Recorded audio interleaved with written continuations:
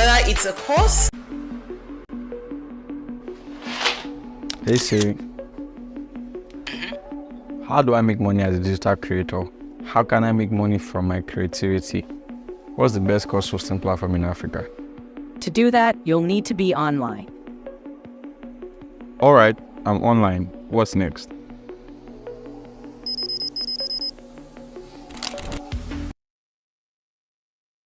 That you'll need to be online. All right, I'm online. What's next?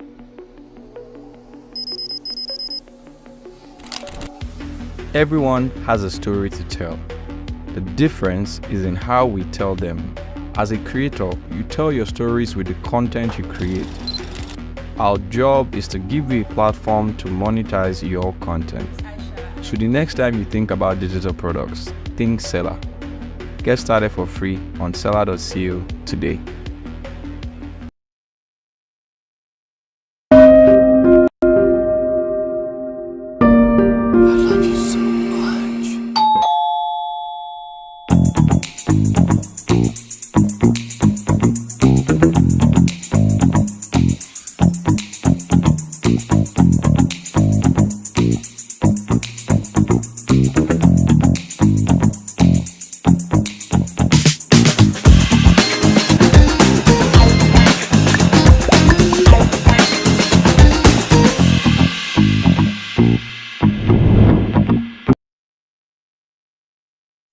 Being a creator is a lot. We understand the effort you put into your creative work, always showing up and delivering value. We see you. As a creator, we know you need to be supported. And that's why Show Love by Sellar was created just for you. Show Love enables you to easily accept tips and donations from your supporters and fans all over the world. With Show Love, your fans, community, audience, and followers can now reward you for all the hard work you put in. What's more, you can receive these tips and donations from anyone, anywhere in the world. To get started, all you have to do is go to www.sellar.co/showlove, fill in your details, and in less than 5 minutes, you can set up your Show Love page and start accepting tips. It's as easy as ABC. So what are you waiting for? Over 10,000 creators are using Show Love, and you should be one of them. Hey creator, come here. No, I mean, come closer. Why are you managing chaos? You're hosting your course on Google Drive, using another platform to build your sales page, and a totally different platform to receive payments. And guess what? Sometimes you can't even receive payment from your international customers. Why are you trying to manage chaos? Or don't you like your peace of mind? With Sellar, you can manage the whole process of selling your digital products from one place. From hosting your ebooks and courses, receiving payments, managing your customers' data, automated follow-up for abandoned transactions, and even building beautiful sales pages. Don't you like your peace of mind? Life is hard enough. Allow us to take care of a few things, you know. Stop managing chaos and start using Sellar today.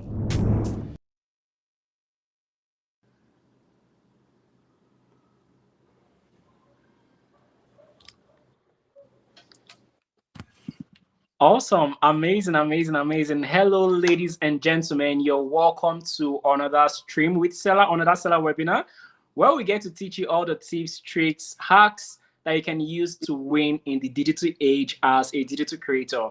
And guys, today on the studio with us, we have no other, the one and only Victoria Kimmani. Yay! Hey, Victoria, how are you doing? Hi, I'm good. How are you? I am okay. I'm doing phenomenal. I mean, how's the weather where you're at right now? It's beautiful. It's the raining season, so it's been raining sometimes, but for the most part, the weather in Nairobi is always really beautiful. Yeah. It's very bipolar. I can only imagine. Yeah, it is. I can only You don't imagine. know if you should wear a jacket or keep the t-shirt. Just have both just in case. I know.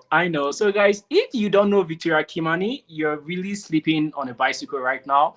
Victoria Kimmani is an Afrobeat. She's an award-winning Afrobeat artist, producer, singer, and songwriter.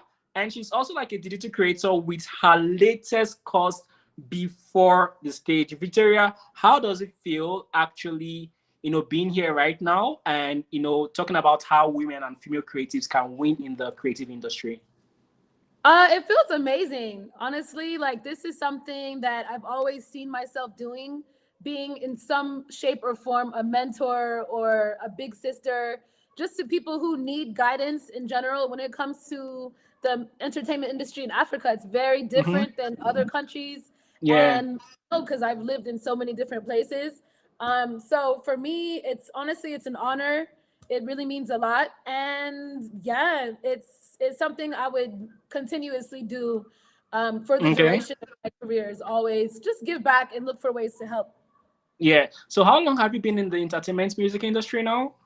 Oh my God. It's definitely been over 20 years. Because when I calculate, Wow. yeah, not in Africa though. The journey for me started around 2013 in the continent. But Mm-hmm. prior to that, I was in the States and I was working Okay. as a songwriter. Yeah. So I've got, that experience writing songs for other people, trying to navigate the industry as an African woman outside of Africa. That's a whole other Mm-hmm. ball game right there. So yeah, it's been over 20 years. Even though I don't look Wow. like, you know. You don't actually. You don't Thank actually. you. And Thank I you. hope you'll be able to like share some like tea with us here, right? Are we Of getting course, that? nothing wrong Thank with a you. little tea. Thank you. So, I mean, you've been doing this for the last 20 years. You've been in the entertainment industry for like over 20 years now. And what has been one thing about this industry that still surprises you till today? Where do I begin? From the top? Yeah, from the top, right? You know what? Since you said from the top, I'll tell you like an early thing that happened to me that still surprises me when it happens Mm-hmm. is plagiarism. Like when someone steals your idea or your song lyrics or a Mm-hmm. concept that you created, Mm-hmm. when your intellectual property gets stolen or borrowed without Oh. receiving credit. I can't believe those things are still happening today. Mm-hmm. So yeah, I mean, and that, trust me, that happened to me several times in the beginning of my career. Oh yeah. Wow. Oh yeah. Yeah. Would you want to like give us references or anything? Oh my goodness. If Oh I my tell days. you if I tell you right now, I'd have to kill you. But I trust me, there will be a docu-series, there will be a documentary, and I think it's important for me to iron out, break down those stories and exactly how they happen. So don't worry, I'll be sharing all of that.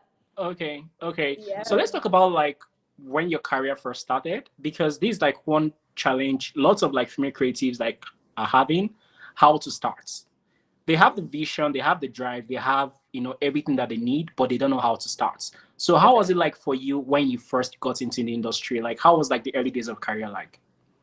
It was very, I was alone, completely alone with my ideas and my Wow. thoughts. Like I knew I had a vision for how I wanted to look, how I wanted to sound.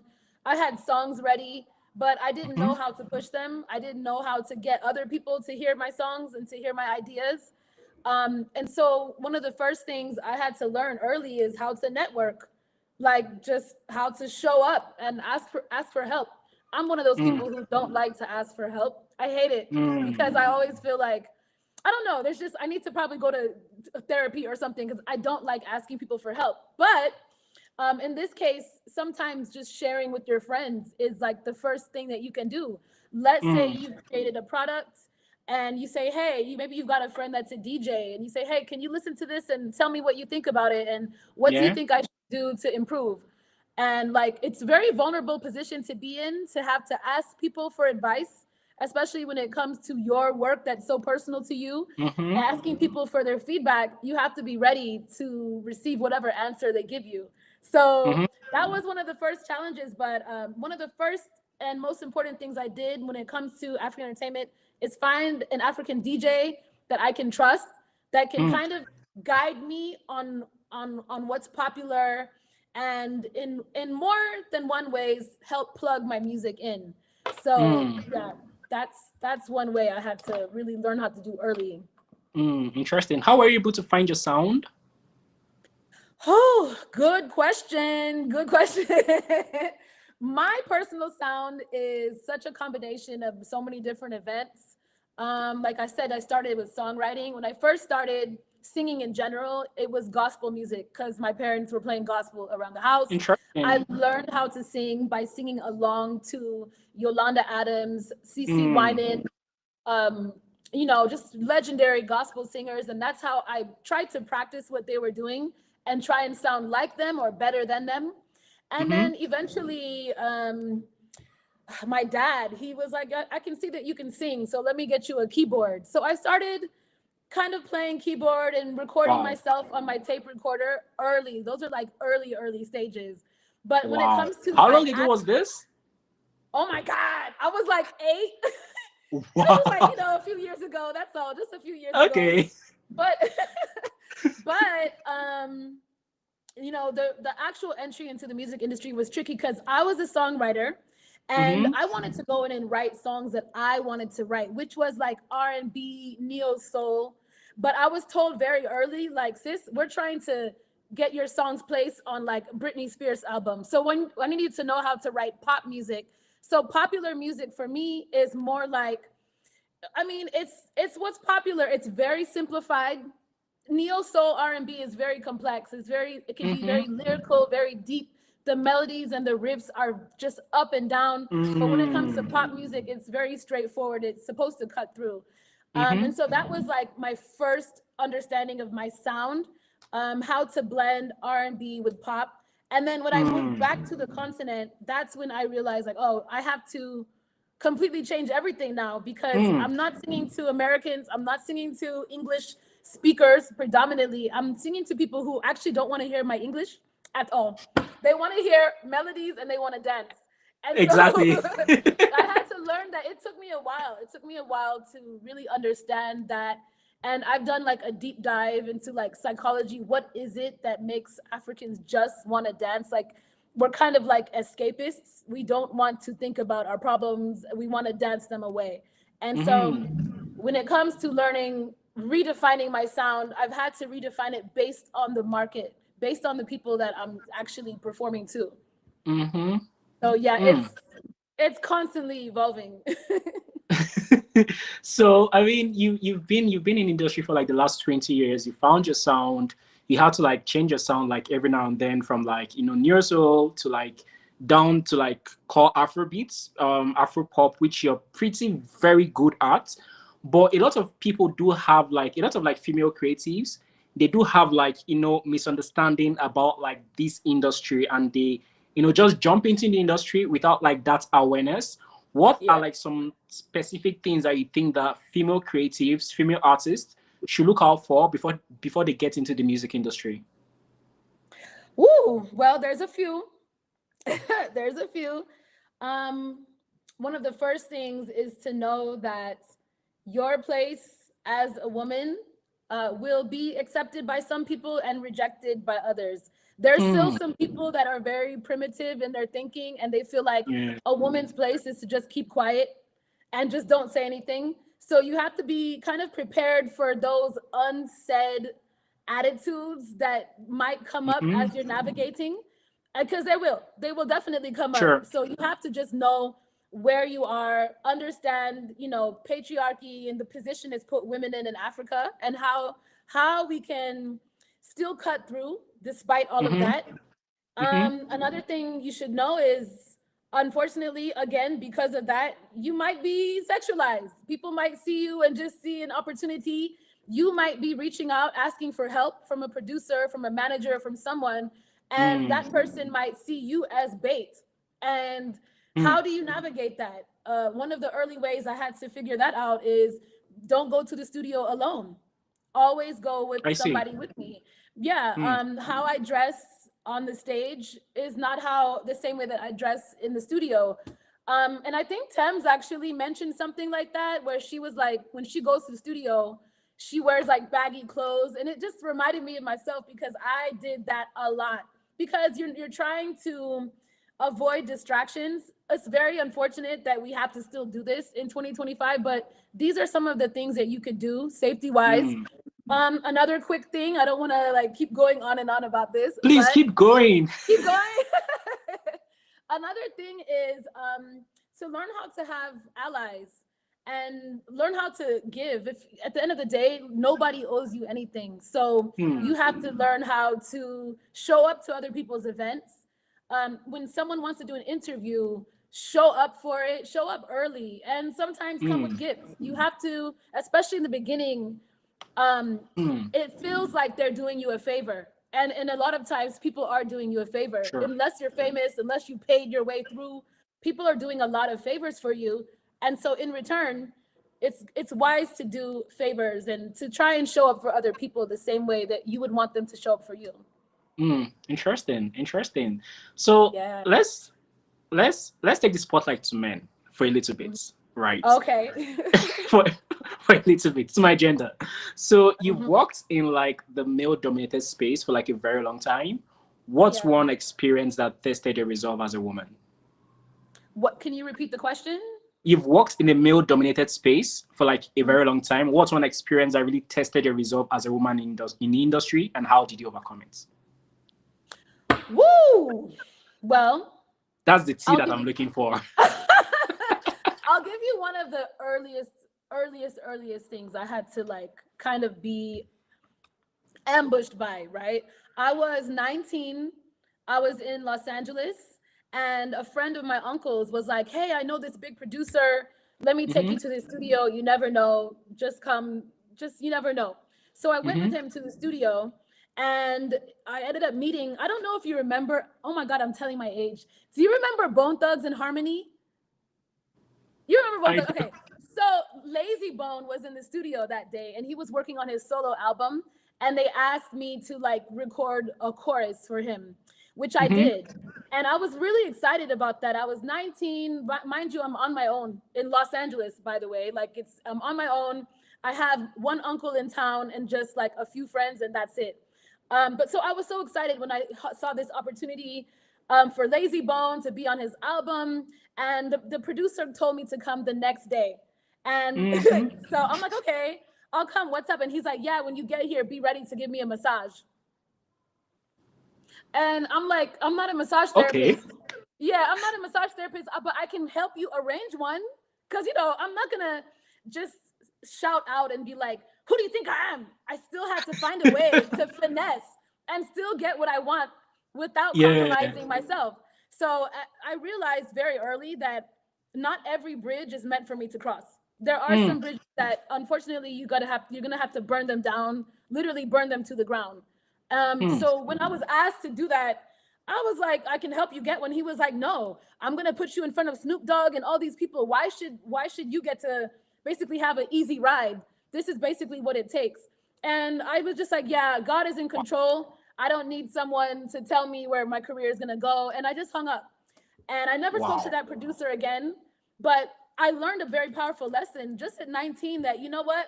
There are going to be people who want to take advantage of the fact that you're trying to come up in the world. And with that being said, you just have to know that not every door is meant for you to walk through, and it's okay. And the person who gave you the gift, who's God, will also make sure he opens doors for you so you can be able to actually have a career and not to see those things as permanent roadblocks. Wow. So, Wow. yeah, This that was is, an I mean, early lesson. yeah, like you've said a lot of quotable quotes here. There are some bridges that is okay for you to burn, and that's actually very true. Please burn them down. Some bridges, honestly, because I don't know what it is about the entertainment specifically, and that's why a lot of people say it's. I don't want to get too spiritual, but some people say it's so demonic. It's so people have this weird God complex. I don't know if you've met any artists before, other than like I'm sure you have. Some people have like these crazy egos, and they just have this savior complex where they're like, I'm the one who's going to save you, and without me you can't get anywhere. That's a lie. That's literally like the devil talking like directly in your ear. Ignore that. Ignore that. That's a lie. It's a lie. Yeah. Amazing. Hey guys, so for all of you watching right now, please, if you're having a good time, you can just like leave a comment down below on the comment section. If you also have questions, please start preparing your questions and just post them on the comment section so that when it's time for questions, we can easily take them. So now let's talk about your course, Strategy to Stage, right? Like, it's a power-packed bundle for like female artists. Tell us about the course. what's the motivation behind like creating something like that? What was like the aha moment that you said that, okay, do you know what? I need to get this done. Okay, so the aha moment for me, I always get DMs from young Yeah. ladies specifically. And just for any men that are tuning in, please don't be mad at me, no offense. But I just felt it's better for me to speak on what I really know. Wait for David O or somebody to do the male course. But for me, I can only speak on like, the female artist because that's something I know very, very well. But the Mm-hmm. aha moment for me, I was getting a lot of DMs from young ladies asking like, "Yo, how do you navigate? How do you make certain moves and make it look so effortless? How did you get Mm. that connection to this brand? How did you do this? How did you do that? Can you please be my big sister? Can you please help me?" And I would actually give advice. Just like little things I can say here and there, but I felt like it was never really in depth, in detail. Mm-hmm. And then it was kind of like a light bulb went in, like at this point, I've released 5 albums and I'm in between projects right now. What can I do to be useful and to be impactful and to be Mm. helpful? And sometimes uh, people, and just like in the digital space, what you have up here is so Mm-hmm. valuable, and Mm. so I just wanted to be of value and be of service in some way. Wow, interesting. So your course, one of the things your course was about like power dynamics, right? And how like women can take charge in like the entertainment industry. What's one power move that you think every female creative needs to start, using in their strategy right now? Hmm. I would say strategic collaborations. Mm. So I'll speak about where I live. We still are very like we love foreigners in Kenya. We're stuck on outsiders. We support others more than we support our own. But Mm-hmm. fortunately, this can be used as a way to kind of put yourself on a different pedestal by seeking out collaborations that are from outside of here. And Mm. in a way, it's like going over your boss's head, like just kind of letting them know that I'm serious about my brand. You can align my brand with such and such brand that you're collaborating with. So another thing I would say is to don't be afraid when you're trying to do that. Do some things for free, especially in the beginning. You're gonna have to do some collaborations, some brand partnerships, some performances for free because it is what matches the attributes of your brand. And when you're going out there and you're trying to sell yourself, Mm. you're not just selling yourself. You're selling yourself alongside brands and companies and that actually people actually respect. Yeah. Yeah, Yeah. interesting. So Mhm. thank God that you mentioned about like brand partnerships, deals, and all of these things. Mhm. How were you able to like navigate that? Because I think this is one thing in the entertainment industry, Mhm. signing deals with like wrong record labels that wouldn't like support you as an artist, but they just want to like milk you out. And especially like when you don't have like a big team, you don't have a lawyer that could like look through your contracts. How were you able to like navigate contract deals and brand partnerships as an artist? So you have to have a lawyer. Even if you can't afford it, sometimes there's some lawyers that will actually negotiate your deal from you and that get paid on the back end. Actually, Mm. all of my deals, like I say, like my first 3 deals that I had, and not just record deal, publishing deals, licensing deals that I had, I was able to negotiate with the lawyer. Hey, please help me cross my T's, dot my I's, and remove language in these contracts that are not in alignment with what I want, and get paid on the back end. Because Mm-hmm. sometimes we just don't have the money up front.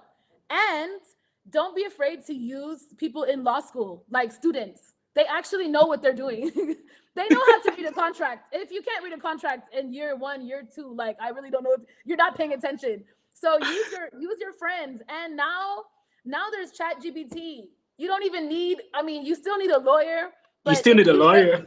let's say you get like a 1-page contract. Let's say it's for like an ambassador or like an influencer deal or something, right?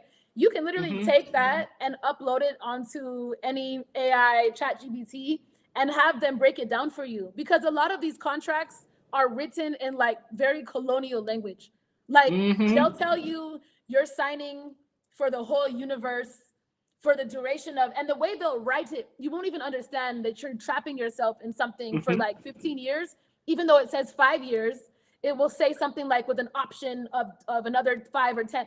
You have to be very careful with like lawyer language. So yeah, but hustle, try your best, and then look for people who are also upcoming like you. I used to have this idea that I need to go for the top entertainment lawyer. I need to go for the top, but those guys will not take you on unless they know you're guaranteed gonna get some money, and on the back end, fine, they can get paid. But you can still find these up and coming lawyers. Even just the other day, I needed a quick letter. I don't know what I think I was trying to like get someone to stop using I don't know what I was doing, but I just needed a 1-page letter. And she charged me like, I don't know, $100. And she's like an up and coming advocate. So sometimes you just have to hustle. You just like, if one way doesn't work, look for other ways until you get the job done. Interesting. How was it for you, peculiar to your own journey? Which part? Getting that is like getting a record deal and all of those things. Okay. Well, I won't talk about the first 2 record deals. I'll speak about the one that's relevant to Africa, which was Chocolate City. And for that, it was actually kind of a very magical story because I was in Atlanta. I had moved from Los Angeles to Atlanta. Atlanta is like Black entertainmentville for America. It's just all Black entertainment there. And I was just really kind of lost as a songwriter. And I'm like, God, like, what's the next move for my career? What should I do?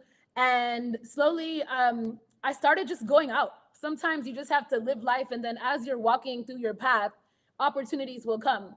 So I had gone out to an African club in Atlanta, and I met DJ E-Cool. DJ E-Cool is actually David O's DJ, the coolest guy ever. Okay. And he's like, wow, I really like your voice. Why don't you do a remix to Ole Ku by Ice Prince? And I was like, okay, I don't see a problem with that. I have no problem doing remixes. So immediately he told me that. I went in, I recorded a remix for it, and I sent it to him. And E-Cool went ahead and started spinning it in his sets at these African clubs in Atlanta. Wow. And he took it a step further, and he sent it to all the Nigerian blogs, which I didn't even know. Wow. I didn't even know Nigerian blogs was like a thing. I didn't know they were so powerful. So when he had it sent to the blogs, I'm getting all these alerts on my phone, all these, remember Not Just Okay, Bella Naija, like there was so many of them that picked up the remix. And somehow it got to the eyes of someone at Chalk City. I got an email, I got a random email saying, hey, Victoria, we're looking to expand Chalk City from just Nigeria into Kenya. And we think you would be a great fit for the label. Would you be willing to sign on and to actually move back from the States? And I was like, yeah. And I knew, because I was like, this is literally an answered prayer. So that's how it worked. I signed the contract, I'd say maybe like a month and a half, 2 months after that. And I went straight in. Like, I was based in Kenya, but also Nigeria. So I would do like a month in Kenya and a month in Nigeria. Sometimes I'd stay a bit longer depending on like the workload. But I went back and forth for 5 years. Yeah. Wow. Yeah. Big difference, by the way. Big difference between the Nigerian music industry and the Kenyan. Huge difference. It's literally like night and day. You know, so I had to learn how to navigate both, because at the end of the day, I'm still Kenyan, you know. So as much as I was being pushed in Nigeria, Nigerians are very patriotic. And I always tell people, these people are patriotic. They love their own. And I can't expect them to push me as if I'm their own completely. So it's still like 1 foot in, 1 foot out. But at the end of the day, good music is good music. And one thing I've learned is that good music will cut through no matter where you're at, no matter where you're from. But yeah, so that's how I was able to sign onto Chalk City. Okay. Yeah. Okay. Would you say that the music scene in Nigeria is more interesting than the one here in Kenya? Woo! Don't get me canceled. Please don't get me canceled.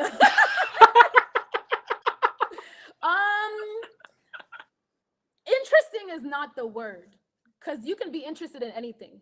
I would say that it's alive, and ours is kind of in a coma. Yeah, like it's not dead, Yeah. but we're on like oxygen machines. I'll say it like that. And the reason why I say that is because the ecosystem works there. Like the DJ, I remember when DJ sent my songs out. DJ Eco sent my songs out. He had like a whole access to a portal for Nigerian, like a coalition of Nigerian DJs. So he sent that remix out to all of those DJs too. So there's like a collective unit for them to be united, especially when it comes to like emerging sounds, new artists dropping music, and they're always up on what's happening in the streets. Even the people that worked at MTV Base or Trace TV, they were always out, always going to what's that event? It used to be every Wednesday, Industry Night. They would always be at the Industry Night. Nights, always be at any events that where they can be able to discover talent early. And when I came back home, it was completely opposite from that. At home, nobody was checking for you as a local artist. It was just kind of like, oh, okay, but unless someone co-signs you from outside, then you're just not important. So, and then it's so funny. I'll give you a specific case scenario, right? Trace TV in Nigeria. I remember this guy named Phil. Phil used to work at Trace, and he was out. Mr. Producer? Phil, I don't think he's a producer, but he was working at Trace. He was Phil, Mr. Producer? I don't think it's Mr. Producer. Okay. I'm not. I just know him as Phil, right? Phil was okay. out every night. Every time he would see me, Victoria, what's new now? Give me your new this. What's happening? What's the latest release? And anytime I would be releasing something, again, like I said, he would always ask and follow up. The person who had his equivalent position in Kenya, I won't say his name, but this guy, I had a meeting with him, and he was like, yeah, I don't want to be known. I don't want Kenyan artists to know me at all. And don't send me your music. I don't give it. Basically, I don't care. And when I had the conversation with him, and I told him, but wait, the guy who has your job in Nigeria, like literally the equivalent on opposite sides, he's in the streets looking for what's hot. He's trying to put people on, put Nigerian music on and make it global. Yeah. And you are over here saying, no, I don't even want people knowing my email. So what I did, I'm very rebellious. I disobeyed, and I had met these dope Kenyan artists who lived in the UK, and he's in charge of Trace East Africa. So I gave them his email address, and I didn't expect what I got after. He actually called me and was yelling at me, how could you give my contact? How could you give my email? I told you I don't want anyone knowing me. And I was like, big difference. One side is working for me and the other side is working against me. And I still have to figure out how to navigate both. So, oh no, it's a lot. It's a lot. I know. I know. So let's get back to your music career for a minute. One thing is most people in the entertainment industry, most artists, especially like in Africa, right? Afrobeats, it's almost the same sound. It's almost the same kind of music, right? But there is this uniqueness in the sound that they try to like bring out with their music, and also like the uniqueness with the branding as well. How were you able to find your own niche, grow your community, and also like nail your branding to the T as an artist? Consistency when it comes to my visuals and my sound. I knew I had to remain consistent. I wanted people to listen to my music and say, I can tell that's Victoria's voice right off the bat. So being consistent with that. When it came to my visuals, I knew that this is something I'm gonna have to kind of spearhead myself. And I did. For pretty much every single music video I've ever released, I've either co-directed it or had a lot to do with the quality, the fashion, every single bit of it. And yeah, I literally had to spearhead that and be consistent so that people can recognize when they see me, they have a certain expectation when it comes to my brand. So yeah, that's okay. Okay, what would you say was like the defining point for you in your career? Like that moment where today you're sleeping and like you have glitch in your account, and the next morning you woke up and like, yo, you're a celebrity, you're everywhere, and like the whole media that are all talking about you. What's the defining point? There's been a few. Defining points for me usually come in the form of some type of controversy, which is not necessarily what I Mm. anticipated on. One early defining moment for me was an interview on the Churchill Show, which is in Kenya. It's the biggest TV show in the country. It's a comedy show, but sometimes he'll bring on artists and interview them. So I was brought on, being interviewed. At the time, I think I had a red wig, some bright yellow shoes, and some tight leather jacket. And here I am, fresh from Yankee. You know, I'm just thinking, I'm this hot girl. I have this music to give. And when I tell you that day after the interview, I went home. I thought I nailed it, by the way. I thought I killed it. I went home. Mm-hmm. When I tell you I had over 10,000 tweets on Twitter, because Kenyans on Twitter, by the way, I don't know if you know about KOT. Kenyans on Twitter are very dangerous set of people. They're crazy. They're crazy. And they can hack you if you say anything smart. So I don't want to be dragged, so I won't say anything. I know, right? Yeah, no, just keep it cute. Keep it cute. So I was dragged. I was dragged for everything. I was dragged for how I look. I was dragged for how I talk, for my accent. They're saying, is she a real Kenyan? She doesn't speak Swahili. She has an American accent. All these things were just everything except for my music. And the reason why it was such a definitive moment for me is because every single thing that they were dissing were literally parts, like the highlights of my brand, right? So if you're dissing the fact that I have a full face of makeup, now you're teasing me because I wear makeup. Because at the time, Kenyans in general, makeup is not a big part of our culture, especially Nigeria. Makeup is a big deal. Weddings. Did you pick it up in Nigeria when you were living there? Pick up what? The makeup? No. Makeup, so like the makeup part started in America because I used to be a makeup artist. So my makeup journey started in the States, which is why when I moved back, I was still wearing at least 5, 6, different types of makeup on my face for every appearance I would do. And I didn't know that like I'm being teased for wearing makeup and for being creative. And that ended up being how I got a brand ambassadorship deal with Maybelline. So it's like the same thing that people were dissing me and saying, oh my God, she's this, she has this going on, she looks like this. Those were literally the things that set me apart, that made me different.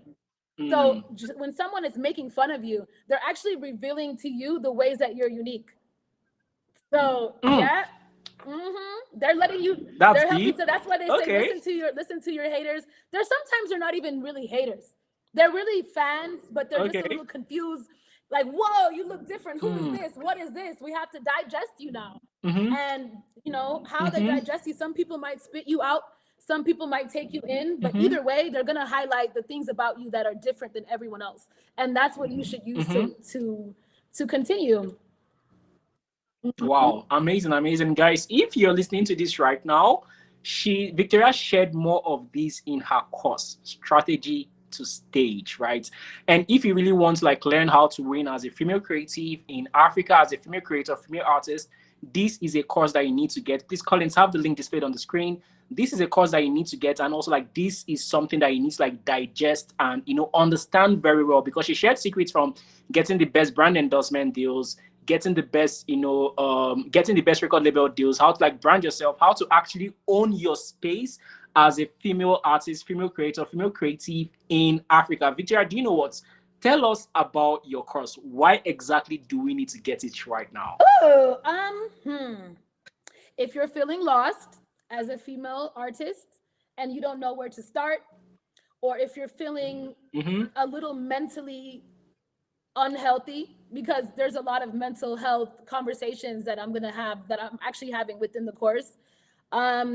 If you need strategies, if you need some plays, if you want to learn from someone who's actually walked through the fire, this course is for you. It's for any woman who wants to at least figure out how to get a foot in and how to have longevity. It's also to open your mind. The way that you see other people navigating their careers doesn't have to be your story. It could be different for you. One thing I say throughout the course is that one of my career goals is Sade. Sade is someone who can release an album every 5 to 10 years, and then she disappears. I'm not the artist that wants to be on the news every day. I don't want to be in your face. Excuse me. I don't want to be in people's face every day. I don't want to chase clout to try and get your attention. I want the quality of music to be so good that I can actually release and then take time off and live my life in between. There's something that Lauryn Hill said after she released The Miseducation of Lauryn Hill. People were pressuring her to release a follow-up album. And she was like, it took me a lifetime to create The Miseducation of Lauryn Hill. I need to live my life so that I have something to write about. Otherwise, I'm going to just be giving you songs that are not as impactful, without meaning. And you know, as a creative, it's you have a responsibility not only to other people but to yourself to be as authentic as you can. Yeah. So your career path can look totally different. I just want to open up people's minds that it doesn't have to be the conventional way that everyone else has, and you're not a failure if it doesn't look like what someone else has going on. It's up to you to create your path. So yeah, please, by all means, and even if you're not a female artist, if you know any, feel free to share it with them. There's so many valuable gems and so much information and there's a little bit of tea as well, by the way. Like there's some tea in there. You know, I don't want to be messy, but it's kind of hard not to be messy when it comes to the entertainment industry. It's a little hard. But yeah. Yeah. How can we get the course? So the course is on Sellar. You can go to the Sellar website, right? And also there's links. The link is in my bio on my Instagram. My Instagram is at Victoria Kimmani. You can also go to victoriakimmani.com and there's a direct link to get to the Sellar website so you can get the course and the workbook. Awesome. The full-fledged and workbook. the workbook. Yeah, it's like 59 pages. Also, the course comes with the workbook? Yes, it does. It comes with a 59-page workbook. And it's very detailed. And there's space for you to take your own notes. And, you know, because I'm going to ask you questions. Because for me, like, I can't tell someone how to be an artist, but I can bring that creativity out of you. I learned how to do that as a songwriter because I was working with people who didn't know how to write their own songs. And I had to figure out, what is it that you want to say to the world? What is a message? What is the feel that you want? Who is a proof of context, someone that you look up to, that their trajectory work and you want to model your career after them? So I'm asking those type of questions so that I can bring it out of you, you know, and not just impose my way on you. You understand? Interesting. Yeah. Interesting. This is wow. I mean, I wish I was a female artist. I would be getting this course right now. It's okay. I'm sure you know one. I'm sure you know one or two. You know, send her the link. Thank me later. Awesome, guys. Please go to www.victoriakimmani.com to learn more about her course and also to like purchase it. You can also like click the link on her bio to learn more about the course and also purchase it. The course is hosted on Sellar, and trust me, when you get this course, you're going to have an amazing experience learning directly from Victoria. So we have some questions here. Hey guys, if you are watching this right now and you have questions for Victoria Kimmani, please drop them on the chat box below, and don't also forget to like and subscribe to our YouTube channel so that you can also like get more of these kind of conversations delivered directly to your inbox. So we have a question from J Tariq Official, right? And please, I hope you can take this question. I'm presuming that this is a guy, right? Awesome. So his first question is, what inspired you to write the song China Love? It's an amazing track and it's really unique. Thank you. I love that song. I had kind of an early obsession with China in general, but when I think about a lot of goods that are made in China, and this was a little bit uninformed because now we have learned that is it Louis Vuitton, is it Hermes, they're all made in China, but I didn't know that at the time when I wrote the song. So I was under the assumption that if it's made in China, it's not real. Like, have you ever seen like a Duracell battery, it'll say like Duracell, or is it a Adidas shirt, it'll say Adidas. Like there's something about it that's just faulty. It's just like they're always just faking things and selling them at mass. So when I thought about China love, I was looking at it like, I just don't want fake love. I don't want something that's fraudulent, that's unreal when it comes to my love life. And when I shot the videos, it just happened that I had a performance in Beijing, China. So I shot half of the video in Beijing and I shot the other half in Chinatown, New York, because I featured our city, which is a huge huge artists from the Virgin Islands. They've written for Rihanna, for literally every major artist you can think of. They've written for them. And yeah, I had to still find a way to get them in the video. My budget for the music video was $500. Most inexpensive video I've ever shot. And I'll tell you how I did it. I literally, when I got to China, I looked online, I asked a few people, just get any guy with the camera, anyone. And some dude, I said, just follow me around. I'm gonna be walking around Beijing. I'll perform my song here and there. We just kept walking. We call that guerrilla style, by the way, where we just walk. We see something we like, we shoot. We walk, we see something we like, we shoot. I looked like a tourist, but I was actually filming a music video. And I did the same thing in New York. I took the footage, put it on my hard drive, and I gave it to an editor, and I paid the editor to do the edit, the final edit for the music video. Sometimes we don't have a budget, but we still need to make it happen. And right now, that was actually my first independent release after leaving Chocolate City, by the way. So it is what it is. At the end of the day, the job has to get done. And yeah, we got it done. Wow. Yes. That is very amazing. Like, it's... Thank you. Sometimes, listen, some people have $1 million budgets. Some people have $20,000, $30,000 to shoot a music video. Some people don't have any money at all. But that's not an excuse not to start, because creativity is free. And there's beauty all around you. There's beauty everywhere you look. So, and now we have iPhones. So you can shoot a video on your iPhone. Beyonce has done that. Exactly. You can learn how to edit on these apps now. You can use AI now. Like, it's so much easier than it was at that time. Yeah. Interesting. So JC has another question. His follow-up question is, how do you stay grounded on your path, not losing you? Ooh, I always say this. I have a life outside of my music. Please, this music, this industry, this business, it will not consume me at any point. Like, I have the ability to completely detach. How I do that, I spend time with my friends, family. I love history. I'm always like watching documentaries. I'm a huge history geek. I listen to other people's stories, and I stay grounded because everyone has been through a struggle. Nobody has an easy, perfect path. And even the people that you think do, they still have their own stories and demons and things that they're dealing with. So understanding that, like, we're all in this together, we're all going through things. Those are some of the things that keep me grounded. And just being in nature. I love nature. I love being outside. I love film. I love art. I love museums. Every time I travel to a different African country, I try and go visit, like the point of no returns. I don't know what they call it in Nigeria. I've been to Badagry. I've been to, like, I like to study people. And, like, that's how I'm still able to, like, mentally and spiritually grow, but put the music on the back burner for a minute.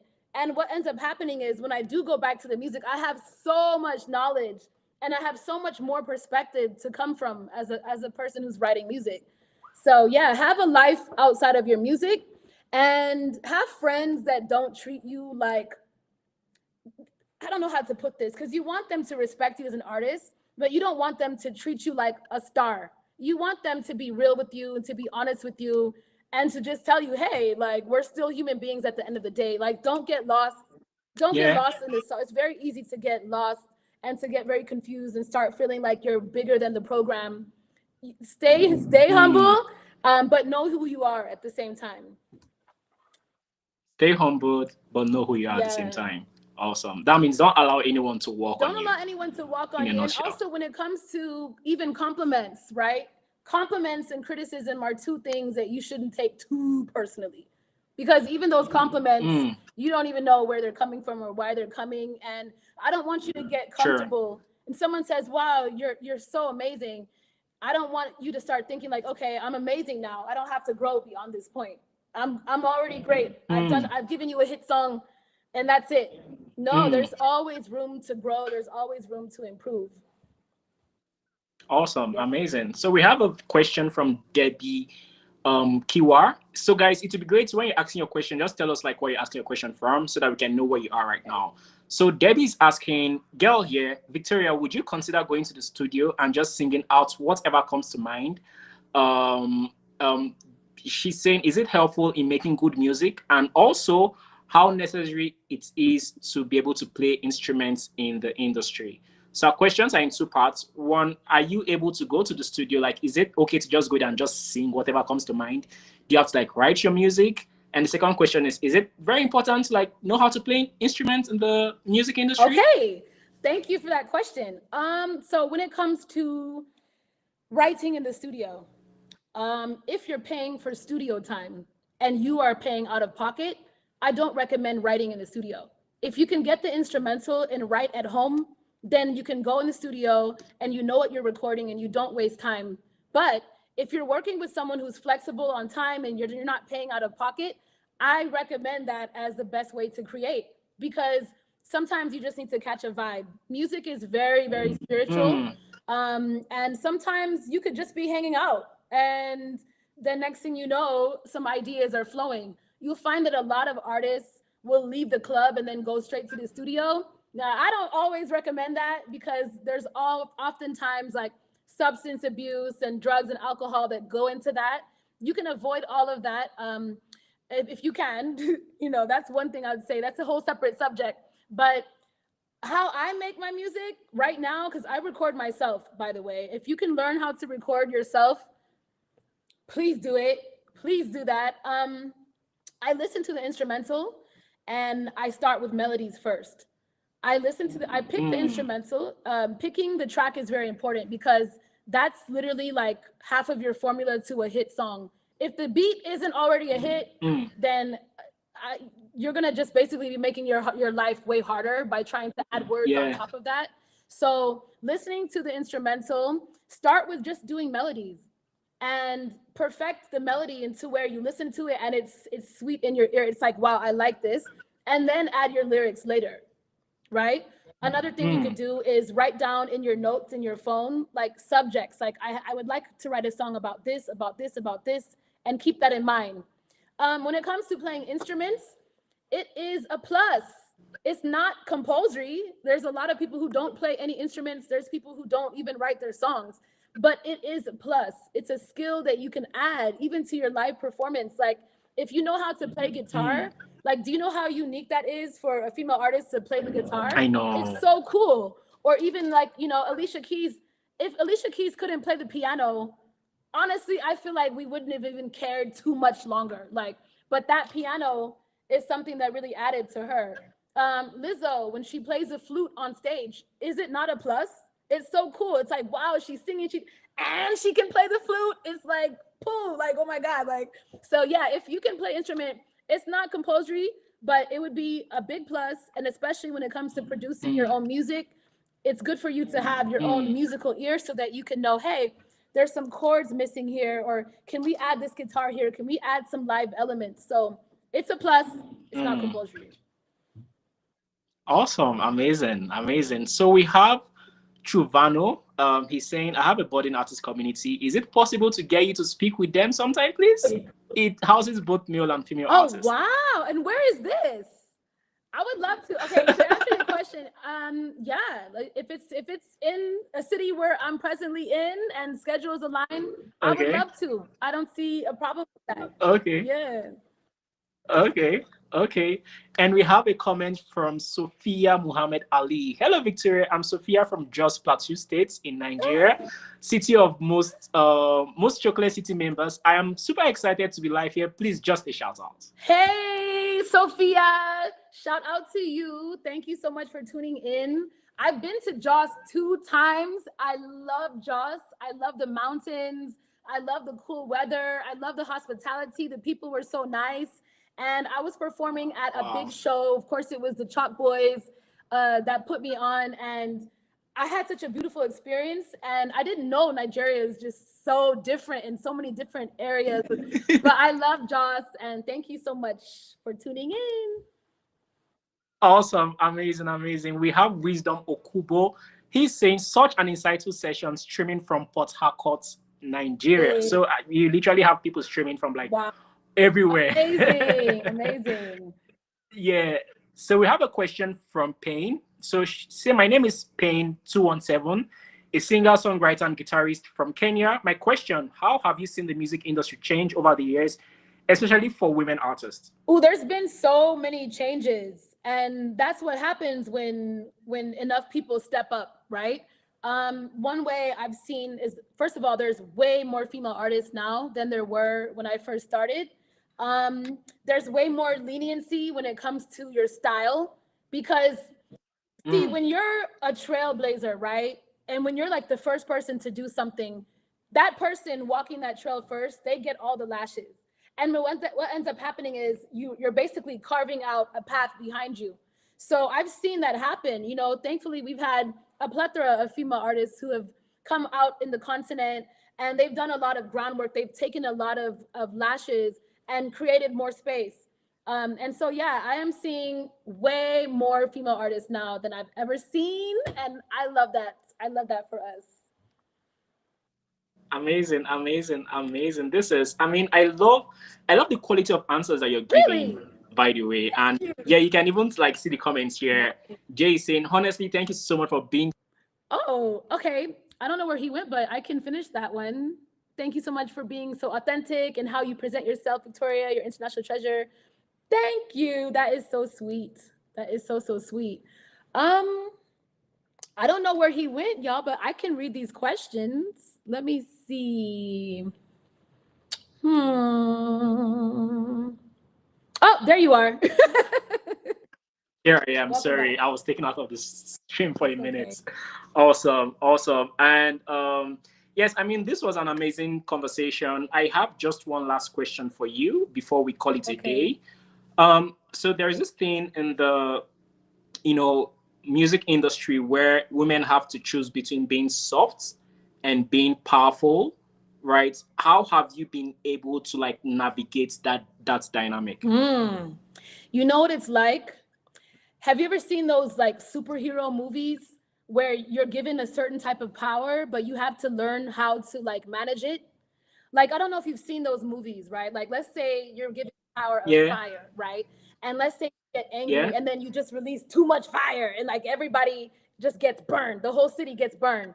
But then as you mature with your gift, you have to naturally learn how sometimes you spit a little bit of fire, or sometimes it's just a little smoke, sometimes it's a little steam, but it's not always about just lashing out. I think like learning how to harness your own energy and to learning how and where to apply those things. So, for instance, an area where you need to exercise your power is getting things done and not waiting for other people. You have to be very aggressive in your pursuit to an entertainment industry in Africa. But when you're dealing with certain people, you have to learn how to be soft.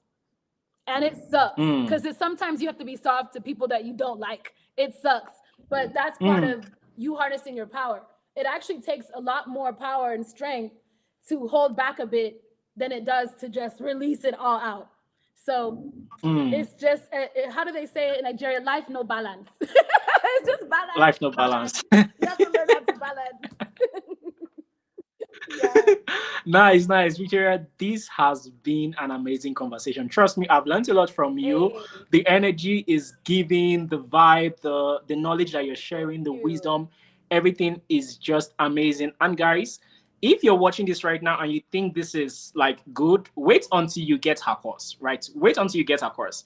Female artists, just go to www.victoriakimani.com to learn more about the course, to purchase it. And also you get like a workbook with like over 50 pages that will actually teach you about these things that she's saying. And what's more, you have like personal access to Victoria Kimmani, where she answers all your questions. And she also like holds your hands at least for like the next couple of weeks and months. And I think this is actually an opportunity that you shouldn't miss and you should actually jump on. Victoria, before we close the curtains to this conversation, what are your last words for us? Ooh, last words. Thank you for having me. And I wish everyone the best on their journey. Keep the faith. There's going to be hard times. There's going to be good times. And yeah, just keep pushing through, and I'll see you. Keep pushing. I'll see you on the other side. And I hope you enjoy my course. We'll see you on the other side. Yes, see you soon. Awesome. Amazing. Amazing. Thank you, Victoria, for your time. This was an amazing conversation. Thank you for showing up for Sellar. Thank you for being here and for spending like 1 hour with us having this conversation. You are the best. You are really the best. Thank you. Thanks Awesome. for having me. Thank you, guys. Awesome. All right, ladies and gentlemen, have a good evening. Bye. Bye. Hey there. Does earning at least 500k monthly sound like something you want? If yes, then Sellar's Affiliate Network is right for you. Imagine this: sharing digital products you love and making money while doing it.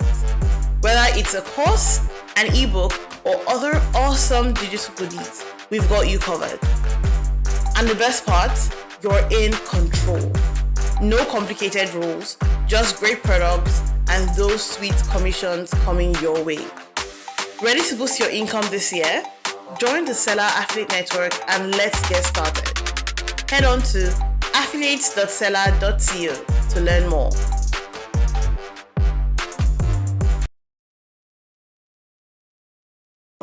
Being a creator is a lot. We understand the effort you put into your creative work, always showing up and delivering value. We see you. As a creator, we know you need to be supported. And that's why Show Love by Sellar was created just for you.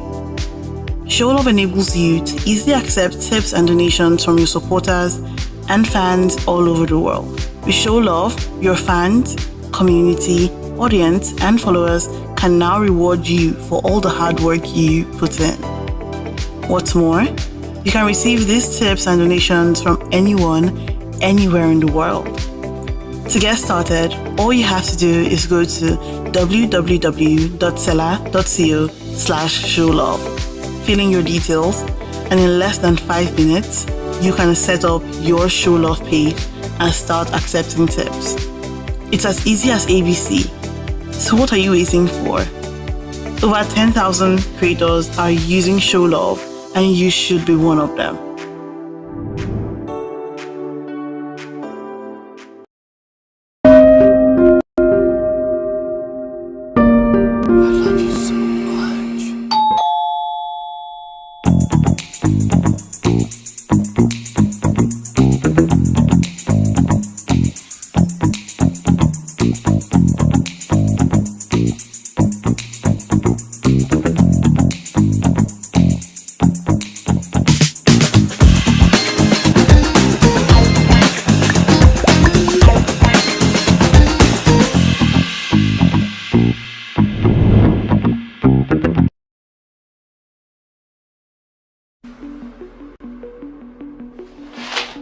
Hey Siri,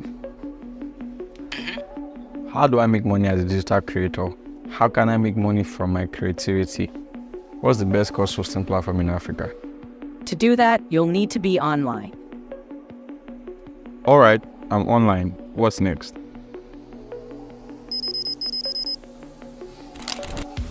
Everyone has a story to tell. The difference is in how we tell them. As a creator, you tell your stories with the content you create. Our job is to give you a platform to monetize your content. So the next time you think about digital products, think Sellar. Get started for free on sellar.co today.